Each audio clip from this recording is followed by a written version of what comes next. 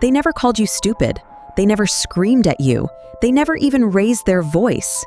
And yet somehow, you ended up questioning everything. Your memory, your judgment, your sanity. You started wondering if maybe, just maybe, you were the problem all along. That's not an accident. That's architecture. Welcome to one of the most dangerous psychological operations ever performed on a human mind, and it's being done to millions of people right now by someone they trust completely, someone they love, someone they would never, ever suspect. Today, we're pulling back the curtain on how the most calculated, most sophisticated manipulators on the planet destroy your reality without ever telling a single lie. Pay close attention, because by the end of this video, you'll never look at a conversation the same way again. Let's start with something that sounds almost impossible. A person can completely rewrite your understanding of reality, your memories, your confidence, your sense of self-tap, using only the truth. Carefully selected, deliberately arranged, and strategically delivered truth. No lies required.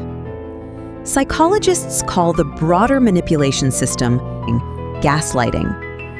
But what most people don't understand is that the most advanced form of gaslighting doesn't involve lying at all.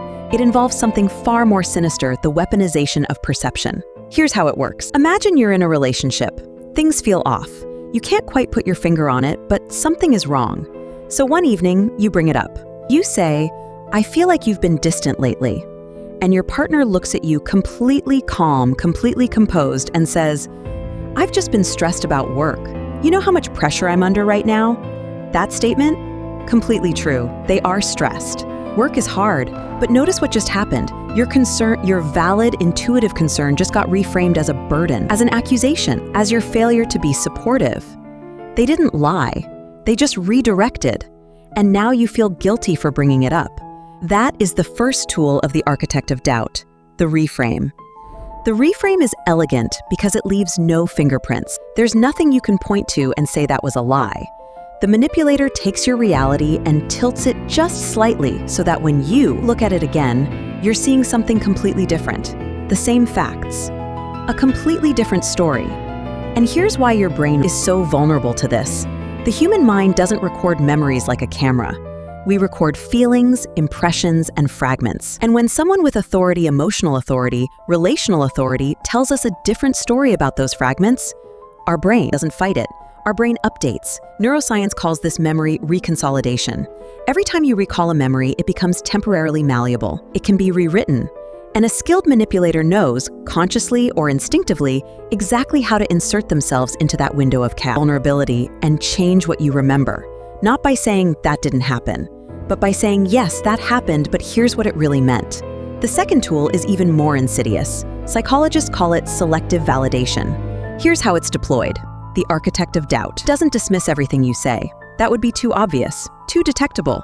Instead, they validate you constantly, warmly, enthusiastically, on things that don't matter. They agree with your taste in movies. They praise your work ethic. They tell you how intelligent you are. But the moment you come close to the truth, the moment your instincts start firing correctly, that's when the warmth disappears. That's when you get the subtle sigh, the slight withdrawal, the "I just think you're overthinking this" delivered with a smile that doesn't quite reach the eyes. What this does to your psychology is devastating. Because your brain is now running a pattern. When I think certain thoughts, I get warmth and approval. When I think other thoughts, I get coldness and distance. Over time, without ever realizing it, you stop thinking the dangerous thoughts. Not because someone told you to stop, but because your own nervous system learned to avoid them. That is behavioral conditioning, the same mechanism used to train animals. And it's being run on you by someone who calls themselves your partner, your friend, your mentor. The third tool is what I call plausible deniability warfare. Every accusation the architect makes against you has just enough truth in it to sting. They never say something completely fabricated because fabrications can be disproven. Instead, they find the 10% of truth in every criticism and wrap it around 90% of manipulation. You always make everything about yourself. Have you ever made something about yourself? Yes, of course, every human being has. So now that 10% of truth becomes the anchor, and your brain accepts the entire statement as valid. This is why victims of sophisticated manipulation so often say, "But they weren't wrong about everything." Of course they weren't. That was the design. The truth was the Trojan horse. the vehicle for getting the lie inside your walls. Now here is the part that most videos never tell you. And this is where it gets deeply, uncomfortably psychological. The architect of doubt doesn't just destroy your trust in other people. Their ultimate target, the final destination of this entire operation, is your trust in yourself.